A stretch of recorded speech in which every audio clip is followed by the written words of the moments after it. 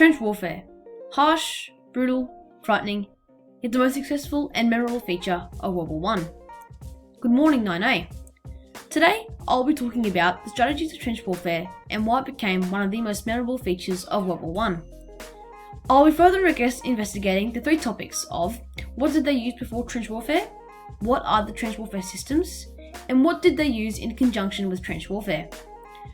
1914 was the start of World War I, and it continued until 1918. These 4 years changed the ways that war was fought forever, and trench warfare played an important role in the evolution of military tactics. What did they use before trench warfare? In the years before World War I, wars were fought much differently, and a good example was the Boer War from 1899 to 1902. This photograph captures Boer troops lining up in battle against the British. The troops piled dirt and rocks to create a small barricade on which they laid their rifles. During the war, the Boer soldiers used the landscape as cover to crouch low and avoid detection from the enemy. They were well-trained marksmen, and these trench-like mounds gave them a good vantage point and position to cover and accurately fire on the British. The British, however, marched onto the battlefield as large platoons of 50 men or more, firing off bullets into an almost empty battlefield. Moving in these single columns also made them an easy target for the Boer soldiers. The British had never seen these tactics before and were taken by surprise.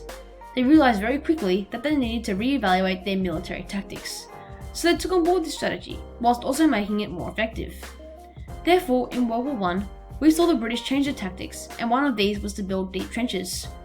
They did this by using small groups of troops to dig trenches to protect themselves from rifle fire. What were the trench warfare systems? The image is a primary source of a map showing the network of trenches around the French towns of Radingham and Fromelles. These maps were regularly sent out to troops with notes about battle plans. Furthermore, they needed these maps so that they knew where they were going. This was because the trench systems were very expansive, and you can see this on the map.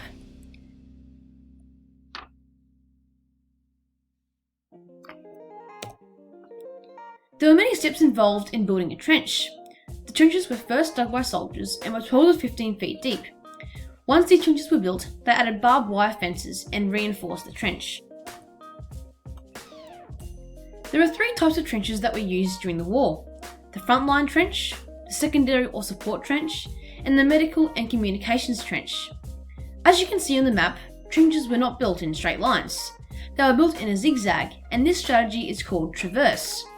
This was so that if the enemy managed to get into the front line, they would not have a straight firing line along the trench. These techniques are what made the trench warfare systems very unique and effective at the time. What other tactics and strategies were used in conjunction with the trenches?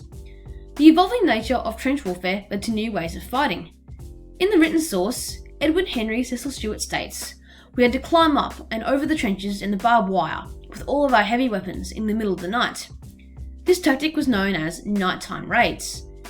Nighttime raids were very effective as they usually caught the enemy troops by surprise. The troops would silently move through no man's land until they were able to quickly kill the enemy watch. They would then ravage the trenches for any other troops and resources. Once they were done, they would throw poison gas and grenades into the dugouts before running back to their own trench. The main intentions of this mission were to kill troops, disable equipment, and to gather intelligence. Stewart also states in his diary, "Shells were falling like midsummer rain." This is a tactic called shelling. Shelling is an artillery strategy where the troops used large artillery weapons to attack the enemy. Although the shells often missed, they still delivered shell shock and destroyed the enemy trench fortifications. The idea of shelling was to create havoc within the trenches and then launch an attack on them to maximise the effectiveness of the attack. These tactics and strategies would not be effective without the use of trenches. In conclusion, the tactics and strategies behind trench warfare are what made it one of the most memorable features of World War I. It was a new technique with both offensive and defensive advantages. The use of the trench systems was an effective strategy, and many different weapons and tactics could be used in conjunction with the trenches. This is what made the strategies of trench warfare a memorable feature for World War I. Here's a bibliography of my sources that I use in this assignment.